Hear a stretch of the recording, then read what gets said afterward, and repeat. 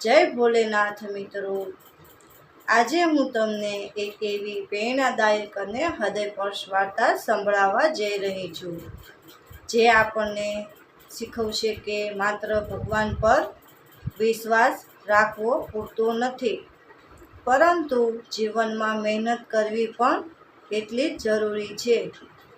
ભગવાન શંકર કેવી રીતે એક આળસુ બ્રાહ્મણને સાચો જીવન માર્ગ બતાવે છે, તે જાણવા માટે આ વાર્તા અંત સુધી જરૂર સાંભળજો.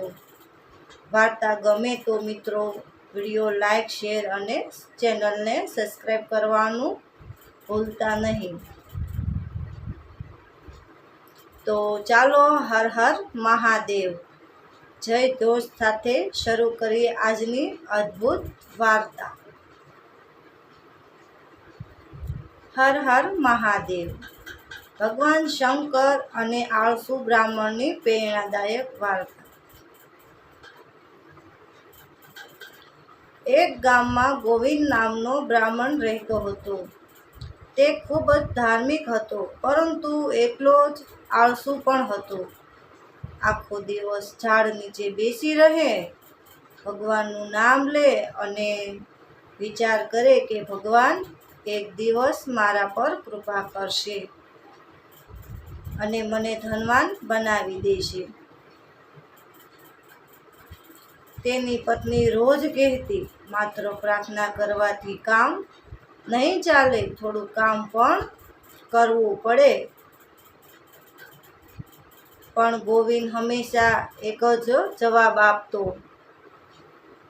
ભગવાન શંકર મારા પર પ્રસન્ન થશે ત્યારે બધું સારું થઈ જશે. એક દિવસ ગોવિંદે મહાદેવનું કઠોર વ્રત રાખ્યું. ઘણા દિવસો સુધી ભક્તિ કરી.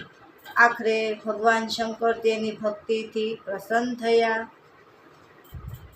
રાત્રે સપનામાં ભગવાન શંકર પ્રગટ થયા અને બોલ્યા, હે બ્રાહ્મણ, આવતીકાલે સવારમાં ગામની બહાર આવેલા જંગલમાં જજે.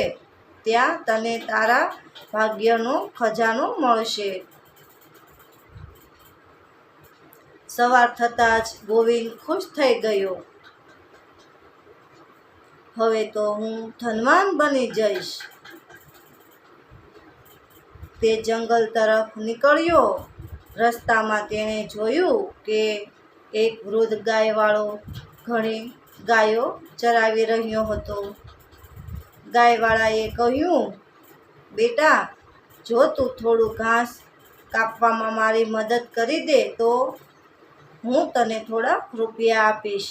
ગોવિંદે કહ્યું, મારે મહેનત નથી કરવી, ભગવાન મને ખજાનો આપવા બોલાવ્યો છે. અને તે આગળ વધી ગયો. થોડે દૂર એક ખેડૂત મળ્યો. ખેડૂતે કહ્યું, મારા ખેતરમાં થોડું કામ કરી દે, બદલામાં અનાજ આપીશ. ગોવિંદે ફરી ના પાડી. આખરે તે જંગલમાં ફર્યો. ત્યાં તેને કોઈ ખજાનો મળ્યો નહીં. આખો દિવસ શોધ્યા પછી પણ હાથ ખાલી રહ્યા.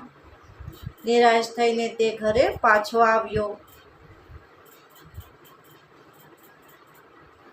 રાત્રે ફરી ભગવાન શંકર સપનામાં દેખાયા. ગોવિંદે ફરિયાદ કરી, પ્રભુ, તમે તો ખજાનો આપવાનું કહ્યું હતું, મને કશું મળ્યું જ નહીં. ભગવાન શંકર હસ્યા અને બોલ્યા, એ બ્રાહ્મણ, મેં તને ખજાનો આપવા 3 અવસર આપ્યા હતા. ગાયવાળાની મદદ કરતો, પૈસા મળતા. ખેડૂતની મદદ કરતો, અનાજ મળતું. મહેનત જ સાચો ખજાનો છે. મારી કૃપા ત્યારે જ ફળે જ્યારે માણસ પોતે પણ પ્રયત્ન કરે. ગોવિંદને પોતાની ભૂલ સમજાઈ ગઈ. બીજા દિવસથી તેણે આળસ છોડીને મહેનત શરૂ કરી. ગાયોની સેવા કરી, ખેતરમાં કામ કર્યું અને ધીમે ધીમે તેની સ્થિતિ સુધરવા લાગી. થોડા વર્ષોમાં તે ગામનો સૌથી માન્ય અને સુખી માણસ બની ગયો. એક દિવસ તેણે ગામના લોકોને કહ્યું, ભગવાન ચમત્કાર જરૂર કરે છે, પરંતુ મહેનત વગર કોઈ ચમત્કાર સફળ થતો નથી. ત્યારે બધાએ ભગવાન શંકરનો જયકાર કર્યો. મિત્રો, આ વાર્તા ઉપરથી એટલું કહેવા માંગુ છું હું, ભગવાન પર વિશ્વાસ રાખવો જોઈએ, પરંતુ સાથે મહેનત પણ કરવી જોઈએ. આળસ માણસનો સૌથી મોટો શત્રુ છે. ભગવાન તક આપે છે. સફળતા મેળવવા માટે પ્રયત્નો આપણે કરવો પડે. મહેનત અને ભક્તિ બંને સાથે હોય તો જીવનમાં સુખ અને સમૃદ્ધિ જરૂર મળે. જય ભોળેનાથ. હર હર મહાદેવ. મળશું એક નવી વાર્તા સાથે. મિત્રો, તમારા મિત્રોને શેર કરજો. કોમેન્ટમાં હર હર મહાદેવ લખી નાખજો. જય માતાજી.